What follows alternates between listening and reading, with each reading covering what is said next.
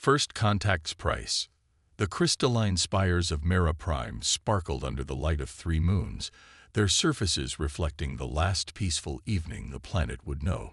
Deep within the central governance chamber, First Speaker Lyra studied the latest defense projections with growing dread. The holographic display showed what she'd feared most. The swarm was coming. The Mera had always prided themselves on being a civilization of philosophers and artists. Their achievements in theoretical physics and bioengineering had earned them respect across known space. But none of that mattered now. The swarm didn't care about culture or scientific advancement. They consumed everything in their path, breaking down entire worlds into raw materials for their endless expansion. How long? Lyra asked, her translucent fingers tracing the projected path of the invasion fleet. Security Director Ven's voice was grim. 3 standard cycles at most. Our early warning stations in the outer system are already going dark. The Mera's defensive capabilities were impressive by most standards. A network of automated platforms, energy shields, and a modest fleet of patrol vessels. But against the swarm, they might as well have been throwing stones at a tsunami. The last 5 civilizations that stood against them had been reduced to barren rock and scattered debris. "We need help," Lyra declared, activating the chamber's quantum communication array. "Send the call to everyone. The Trade Federation, the Collective, the Harmonious Worlds, anyone who might listen." The responses came quickly, but each carried the same message: regret, sympathy, and refusal. No one would risk drawing the swarm's attention. The Mera were on their own. Then, on the edge of their detection range, a new signal appeared. The source was a system many had heard of but few had visited: Earth. The message was brief: hold position. Strike Force Chimera incoming. Coordinates to follow. The Mera Council erupted in debate. Humans were known throughout the galaxy, but not for their technological advancement or diplomatic relations. They were known for war. While other species had evolved toward peaceful cooperation, humans had refined combat into an art form. Their mercenaries and special forces were both coveted and feared. "We cannot trust them," Ven argued. "They're savages, barely a century into space travel. What could they possibly?" The chamber's sensors screamed as reality itself seemed to tear open. A massive vessel emerged, its hull covered in geometric patterns that hurt to look at directly. It wasn't smooth and elegant like Mera ships. It was angular, aggressive, bristling with weapons that defied conventional physics. A new transmission cut through all frequencies. "This is Commander Sarah Chen of Strike Force Chimera. We received your distress call. We're here to help. And we're bringing friends." The ship's designation flashed across Mera displays. DSV Thanatos. Behind it, more ruptures in space-time appeared, disgorging vessels that looked like they'd been designed by someone who'd seen the darkness between stars and decided to give it form. Lyra watched as the human ships took up defensive positions around Mera Prime. Their crews had to be either insane or supremely confident to challenge the swarm. Perhaps, she realized with a mix of hope and terror, they were both. "Commander Chen," Lyra transmitted, "we're grateful for your response, but you should know, the swarm has never been defeated. They've consumed entire sectors." The reply came with what Lyra would later learn was a particularly human expression: a laugh. "First time for everything, Speaker. Besides, someone once told me that the only way to stop a swarm is with an exterminator. Lucky for you, humanity's got the best pest control in the galaxy." As if to punctuate Chen's words, the human vessels began deploying what looked like mines throughout the system. But these weren't ordinary explosives. They were something far more sophisticated. Quantum phase disruptors, dimensional anchors, and weapons that the Mera's most advanced sensors couldn't even classify. "We've been studying the swarm for years," Chen explained, "gathering intel, analyzing their patterns. They're not invincible. They're just used to fighting opponents who play by the rules. We don't." The first wave of swarm ships appeared exactly where Ven had predicted. Their biological-mechanical hybrid vessels looked like a twisted parody of life itself. all chitinous armor and crystalline weapons. They moved with their characteristic certainty, the confidence of a force that had never known defeat. That confidence lasted exactly 3 minutes and 17 seconds. The human weapons activated in perfect sequence. The dimensional anchors trapped entire swarm squadrons in localized time dilation fields.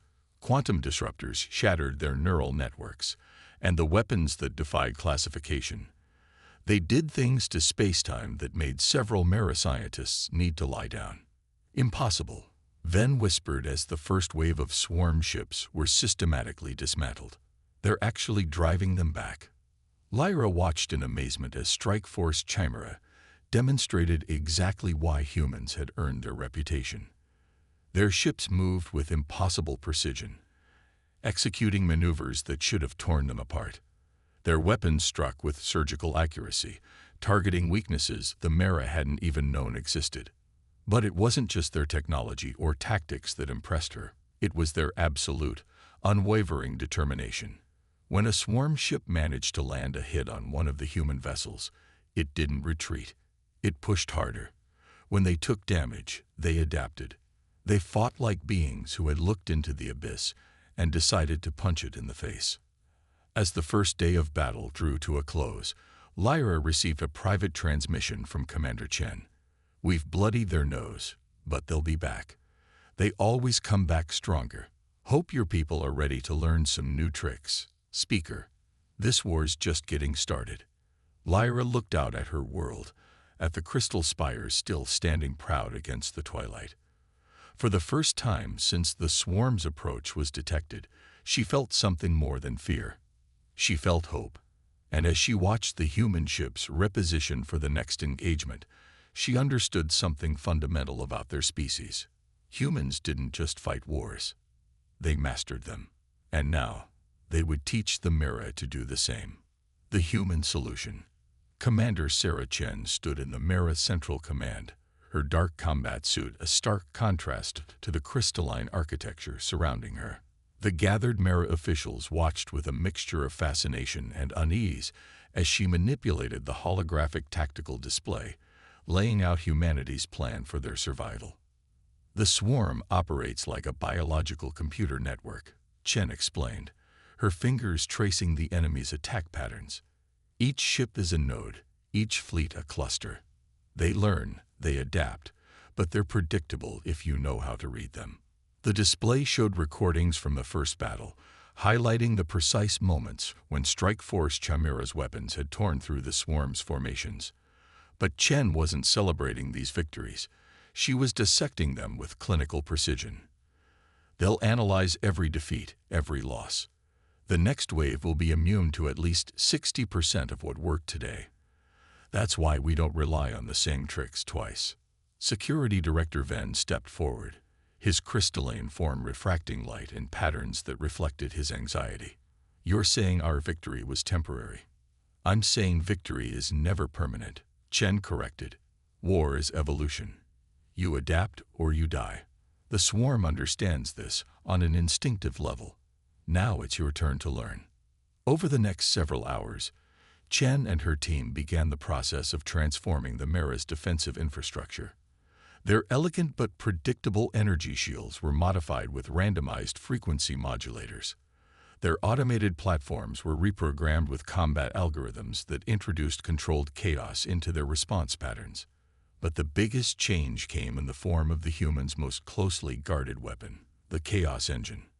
"Every species develops technology that reflects their nature," explained Dr. Marcus Rivera, Chimera's chief scientist. "The Mera created defenses based on harmony and mathematical precision. Beautiful, but predictable. The swarm operates on biological imperatives.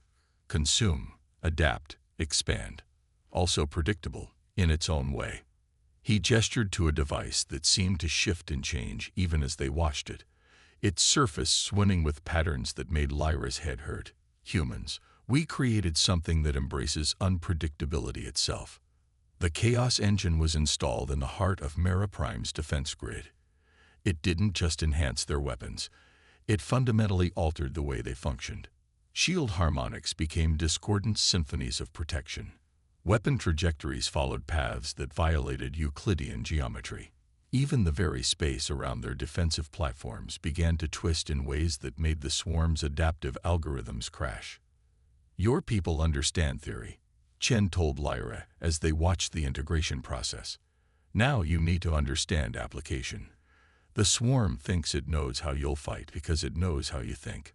We're going to teach you to think differently." The lessons were harsh, but necessary. The Mera learned that perfect formation was a weakness, that predictable patterns meant death. They learned to fight dirty, to strike from impossible angles, to embrace controlled disorder as a tactical advantage. Some Mera struggled with this new paradigm. Centuries of cultural evolution had taught them to seek harmony in all things. But as Chen pointed out, there was a certain harmony in chaos itself. You just had to know how to dance with it. The second swarm attack came exactly when Chen predicted. As expected, they had adapted to the previous battle's tactics.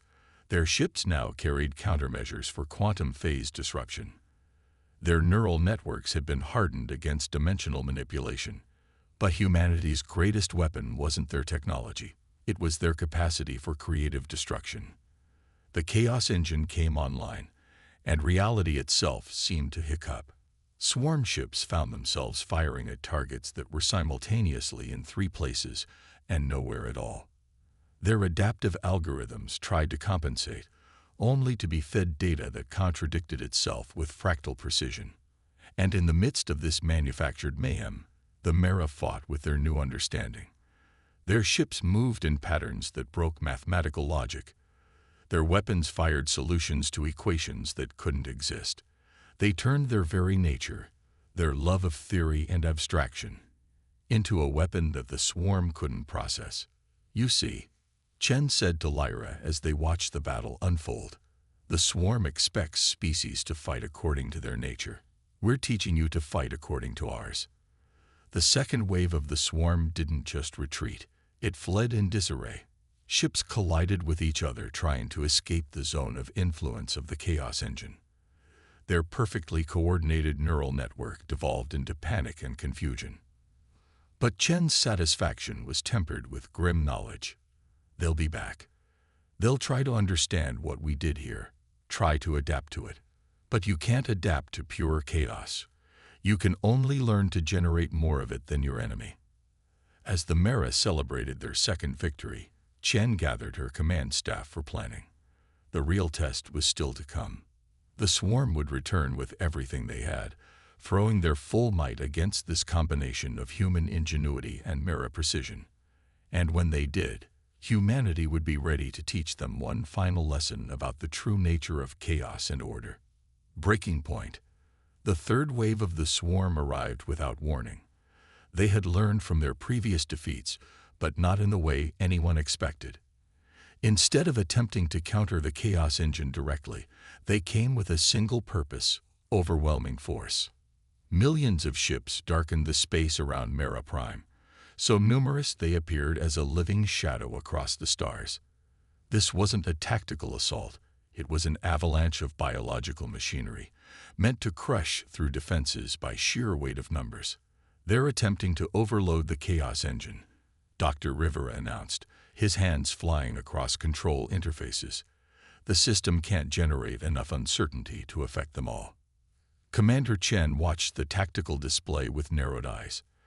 The swarm had finally done something truly unpredictable. They had abandoned subtlety entirely. "They're learning," she muttered. "Not just adapting, but actually learning." The first wave of swarm ships sacrificed themselves willingly, charging directly into the Chaos Engine's field of effect. They were destroyed in ways that violated physics, their deaths creating patterns of destruction that would give mathematicians nightmares. But behind them came more and more and more. "They're using their own destroyed ships as a shield," Ven realized, watching as the debris field began to create dead zones in the Chaos Engine's coverage. The destroyed matter is actually stabilizing local space-time. The Mera defense platforms fired continuously, their weapons guided by impossible geometries, but they couldn't stop them all. For every ship they destroyed, 10 more took its place.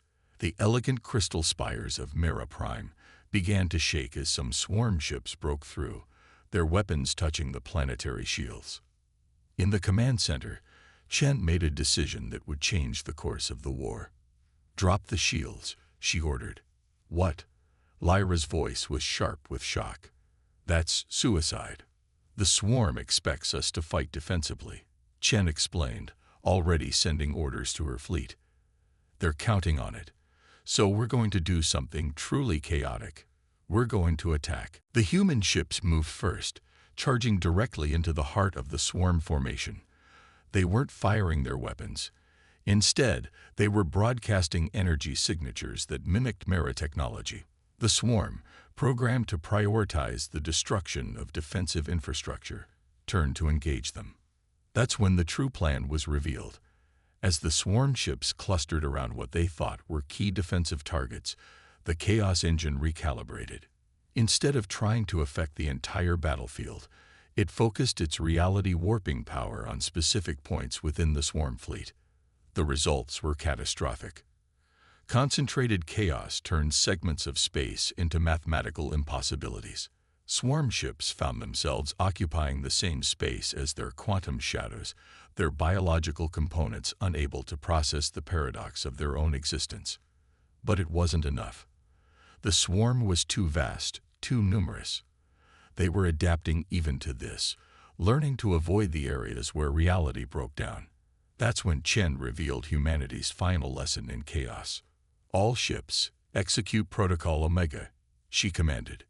"Show them what happens when order and chaos dance." The human fleet began to move in patterns that seemed random, but held a deeper purpose. They weren't avoiding the chaos zones. They were herding the swarm into them.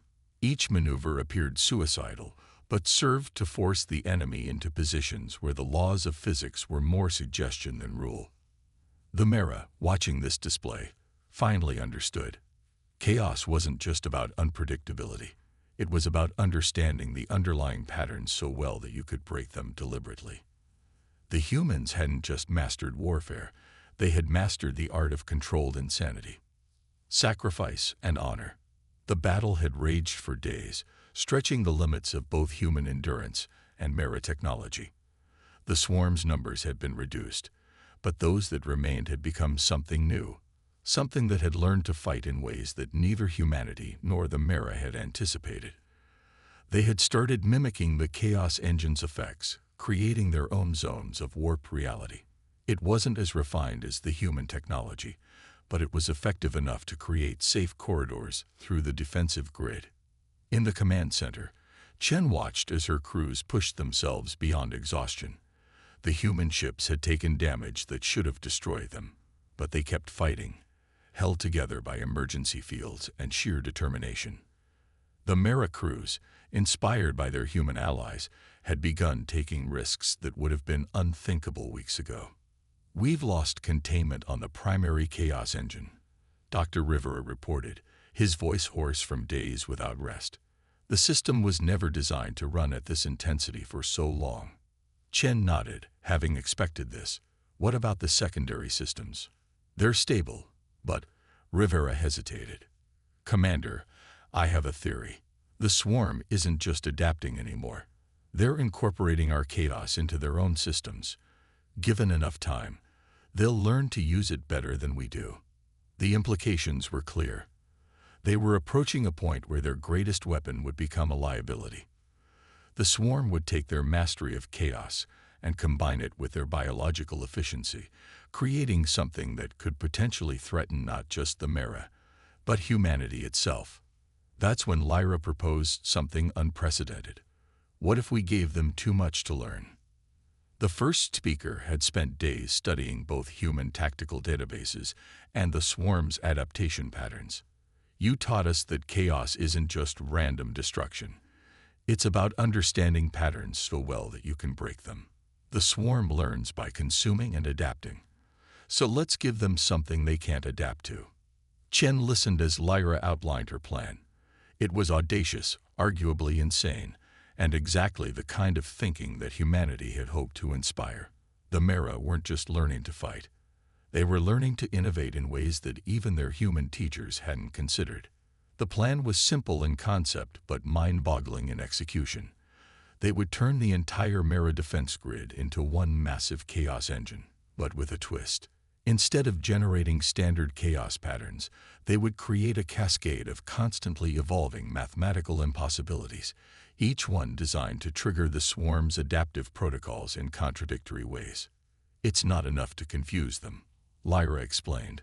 "We need to make them try to adapt to things that are fundamentally incompatible with their own nature." The cost would be enormous. The power requirements alone would burn out most of the Mera's industrial infrastructure. Many of their beautiful crystal cities would have to be converted into power nodes for the massive array. But as Chen had taught them, sometimes victory required sacrifice. Legacy of Two Worlds. The final battle for Mera Prime began not with a bang, but with a whisper. The combined human-Mera fleet pulled back, appearing to abandon their defensive positions.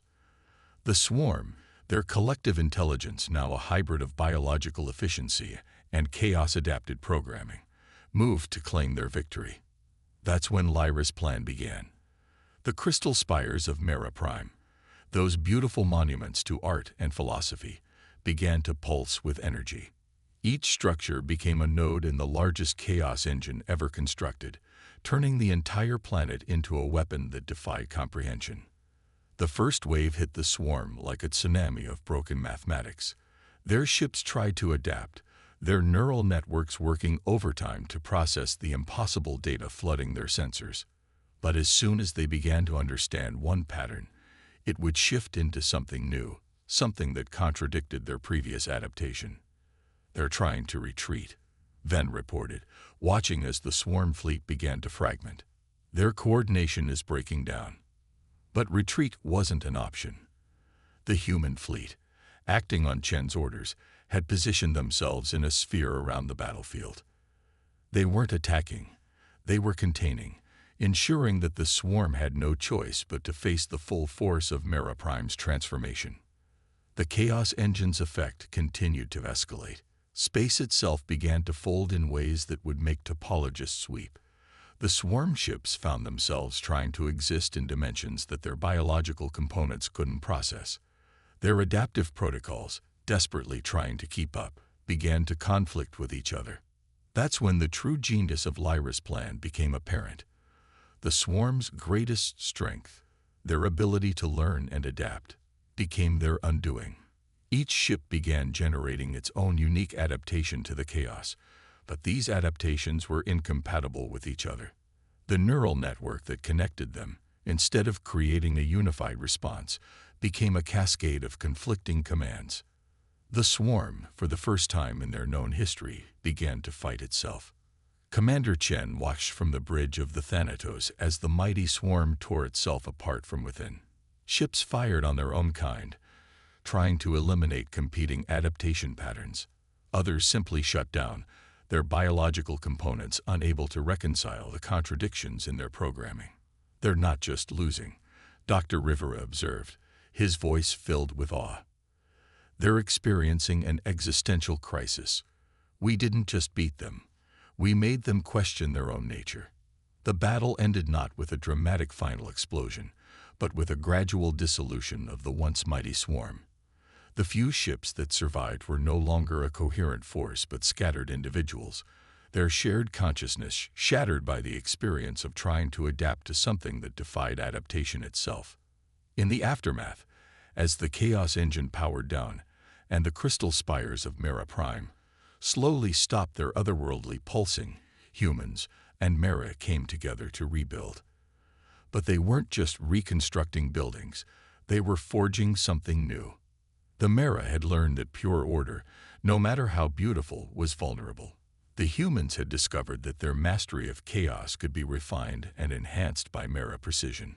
Together, they began developing new technologies that balanced both approaches, creating defenses that were both elegant and unpredictable. "You know," Chen said to Lyra as they watched the first new spire rise, its crystal surface now laced with geometric patterns that seemed to shift when viewed from different angles, "I think we both learned something important here." Lyra nodded, understanding that the strongest defense isn't just about weapons or technology. It's about being willing to change, to become something new when the situation demands it. The legacy of the battle for Mera Prime spread throughout the galaxy. Other species, hearing of how the combined might of human chaos and Mera precision had defeated the undefeatable swarm, began to reconsider their own approaches to defense and adaptation. The remaining swarm ships, those that had survived the Great Dissolution, didn't regroup as many had feared. Instead, they scattered to the far reaches of space, their collective consciousness permanently altered by the experience.